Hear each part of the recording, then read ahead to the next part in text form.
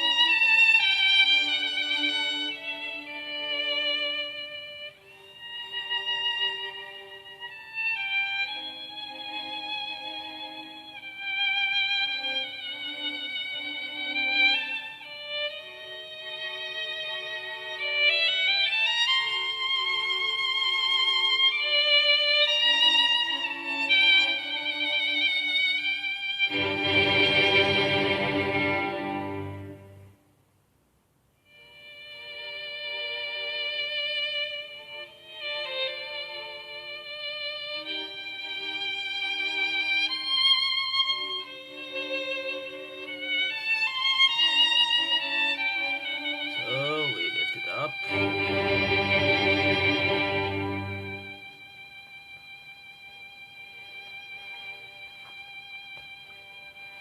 Alright, lift this up here. Hello, hello, hello everybody. Alright.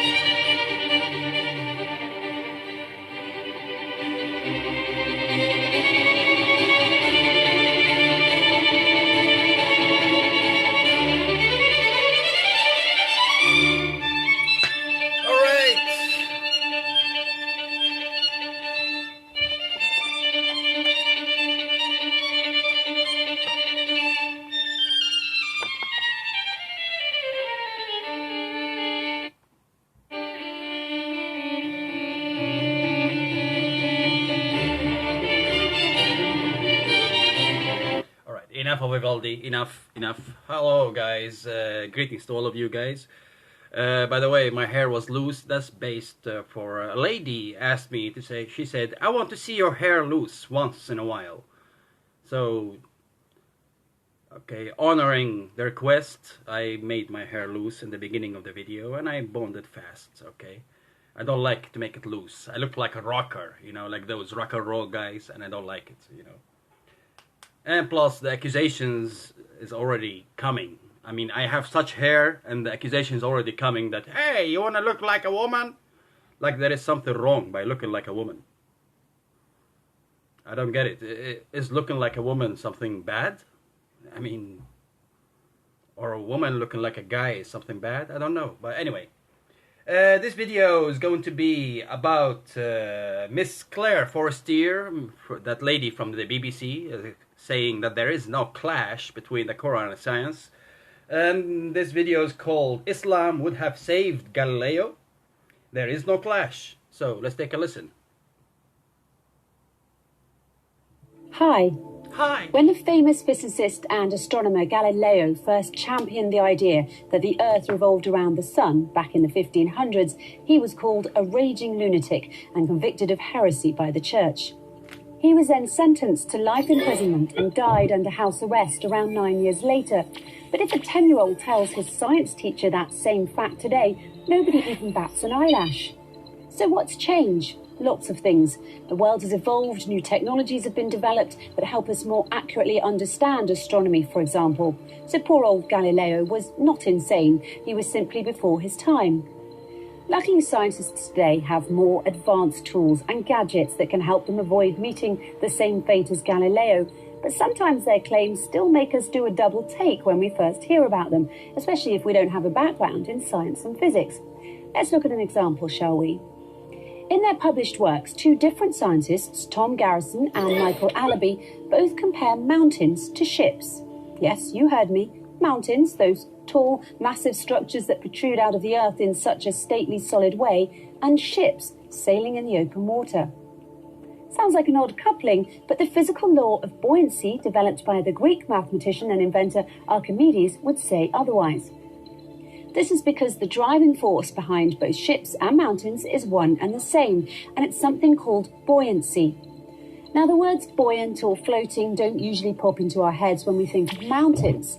But guess what happens to a mountain when a thick sheet of ice accumulates on its surface? The rock sinks into the mantle under its weight, just as a ship sinks deeper into the water when it's loaded with cargo. And what happens to the mountain when it erodes or after the removal of the thick sheet of ice from its surface? In much the same way as a ship rises again when the cargo is removed from it, the Earth's crust will rise again in response to the reduced load on the mountain. We know all this today from the research conducted by scientists such as Garrison and Alabi in 2013 and 14. But flashback 14 centuries ago to when the Quran was revealed, and you'll find that it too makes the same analogy in chapter 42, verse 32, when it says, "And among his signs are the ships in the sea like mountains." How in the world could a book revealed that long ago possibly contain such accurate scientific analogies in the glaring absence of the necessary scientific tools and proofs at that time? All right. You're saying that scientific analogy that the Quran says, he mentions the وَتَرَى السُّفْنَ فِي الْبَحْرِ وَكَأَنَّهَا مثل الجبال, that kind of verse. And he says scientific analogy. Well, if that's the case, then there is also a verse in the Quran says that the God, Allah, is the light of heavens and earth. So that's a scientific analogy, isn't it? If we take it as also a scientific analogy, that means God, Allah, is photons. He's light. He's photons. That means he's a physical object. We can measure, we can predict its behavior, we can observe. And according to Muslims, God is an unobservable being. You cannot observe it in any way or manner because there is nothing like it. If there is nothing like it, how come he is the light of heavens and earth? So you see, whether we take all the analogies in the Quran as face value or we drop it all on face value. There is no jumping on two ropes, all right? You cannot cherry pick fallacy. You cannot cherry pick like, yeah, this analogy is going to be scientific. This analogy, we're not going to take it scientifically. No, whether we take all the claims scientifically or we drop all the claims as unscientific. Which one is it? It's logic 101. In logic, if you take a model in logic, if you take any model, you should accept all the model as it's being logical. Okay? You should accept all the model, really, all together. So whether the Quran, all of it is scientific or none of it is scientific. You cannot say, yeah, this part is scientific, this part is unscientific. It's miraculous. No, there is no such thing in logic. If I accept the Big Bang Theory scientifically and logically, I accept all the Big Bang Theory. I don't say the Big Bang Theory here is correct and there it's incorrect. No, there is no such things in logic or in science. So you claiming scientific stuff, so that means we should accept all your model as scientific and logical. All right. Then we jump to the other conclusion. God is the light of heavens and earth. Allah nur as-samawati wal ard. If God is the light, that means God is photons, whether you like it or not. In physics, we define light as waves and as particles. Okay? And those particles are the photons, those packets. Okay? So is God photons or not? We should accept this analogy too. If you don't accept it, then you're playing your cherry-picking fallacy. Anyway, continue, please, Miss Claire Forestier. Yet another example of modern science mirroring the Quran relates to the concept of inertia. In 2011, in the 39th issue of the Thresholds Journal entitled Inertia, one of the articles, written by Dr. Caroline O'Fowler, who has a PhD in the Department of Art and Architecture from Princeton University, is entitled Standing Mountains Move Like Clouds. And you thought the pairing of mountains and ships was bizarre. In this article, Dr. Fowler offers her reflections on inertia using the artwork of a famous painter called Abraham Bloemaert. She begins by describing the concept of inertia as defined by Sir Isaac Newton's first law of motion, namely that a body will persist through force in a state of either rest or motion until moved by another body. She then goes on to shower her praises on the painter for his ability to express this rather abstract concept of inertia with only the stroke of his paintbrush in a single picture. In her conclusion, Dr. Fowler further draws attention to the fact that Bloemaert moved towards an understanding of movement, which is not about setting things into motion through a violent force, but instead suggests the notion that the world may already be in movement, and like the mountains that move like clouds, movement and rest are two different but ontologically equal states. It is impressive when art is able to depict scientific notions in a straightforward way. But long before Bloemaert, Newton or Galileo himself, it was the Quran that presented the understanding of force and movement as a relational concept. In chapter 27, verse 88 of the Quran, it reads, "And you see the mountains and think them solid, but they move." Okay.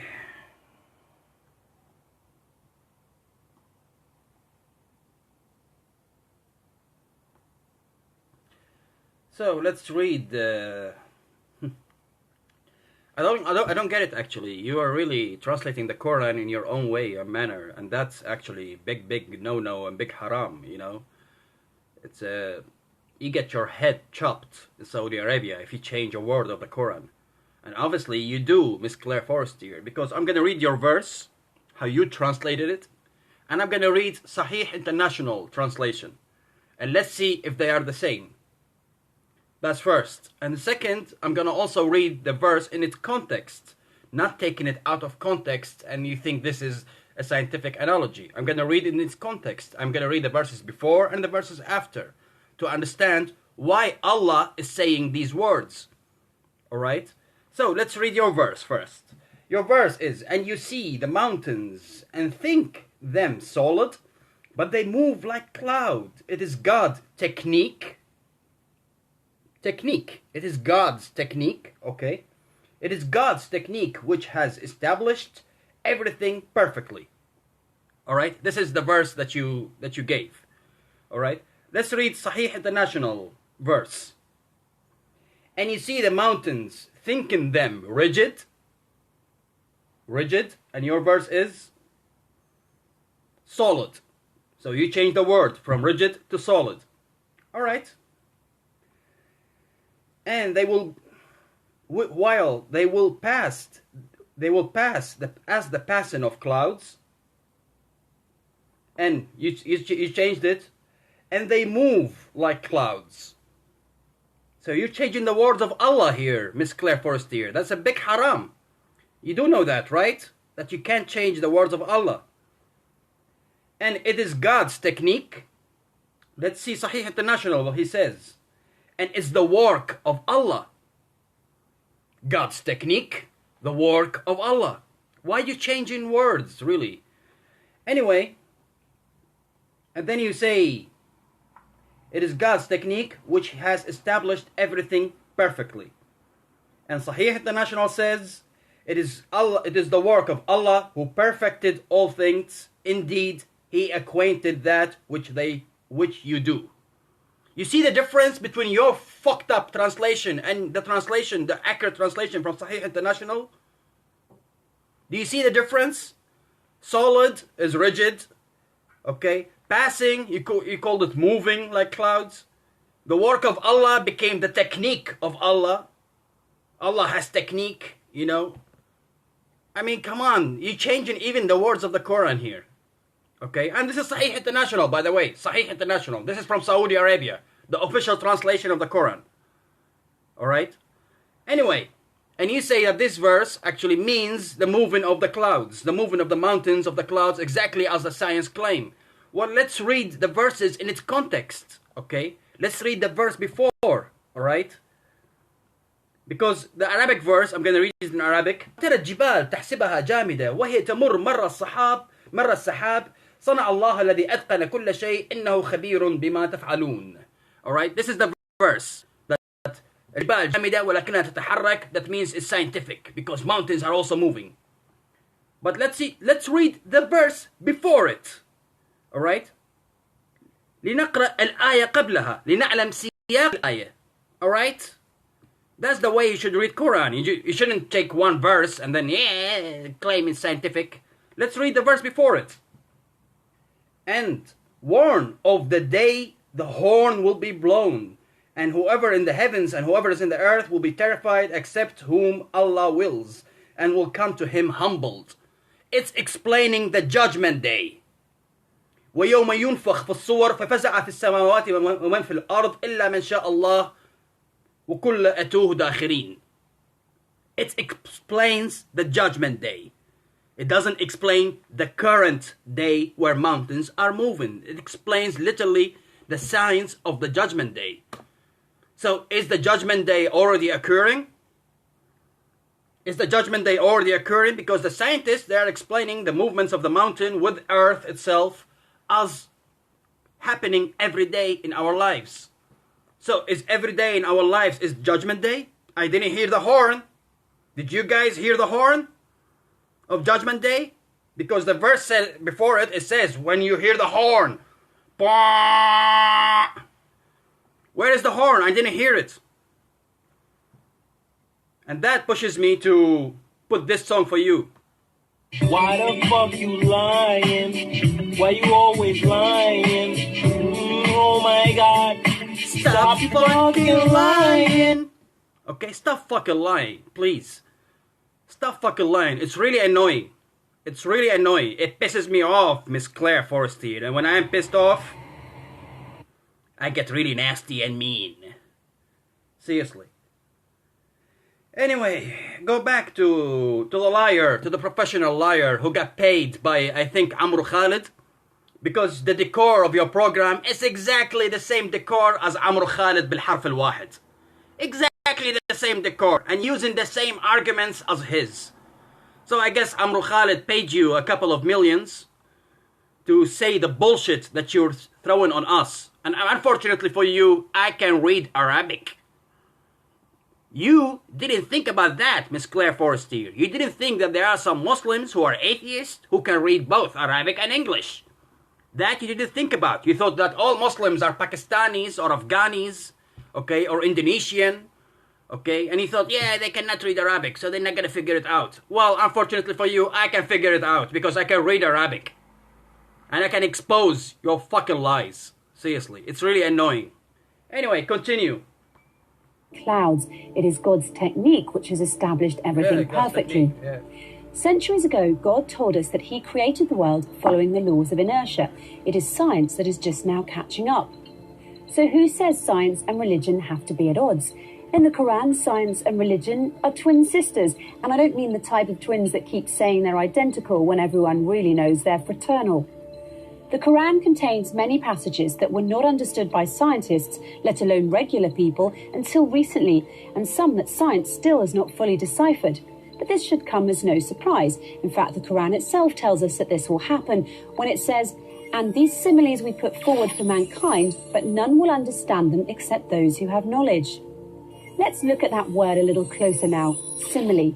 It's very fitting that the Quran should use that word, seeing as how the book itself often uses similes and analogies to help explain things that might otherwise seem abstract or unrelated to us. But what's even more astonishing then, that as modern scientists have used some of the exact same analogies that were first written in the Quran over 1400 years ago. Of course, until scientists studied any of this, no one thought to relate mountains and ships or mountains and clouds in this unusual way. And even now, the analogy of mountains being like ships in the sea and like moving clouds is one that will most likely be lost on many people. Try it for yourself if you like. Try telling a police officer that mountains move like clouds and watch what his reaction will be. But be careful, because if you persist in saying it, he might just consider you drunk and arrest you. What can I say? Sometimes the truth hurts. I think Galileo would agree with that, don't you? Yeah, sometimes truth hurts. It's really amazing that God mentions all those scientific stuff, and yet I haven't received any scientific explanation from any Muslim how God created Earth before the sun. Can you please provide me with a physics explanation to this miraculous occurrence? Alright, to this miraculous happening? Okay, a planet gets created before its mother star, before the sun. God created the earth before the sun. And there is no one verse in the Quran stating clearly that the sun got created before earth. So don't try, please.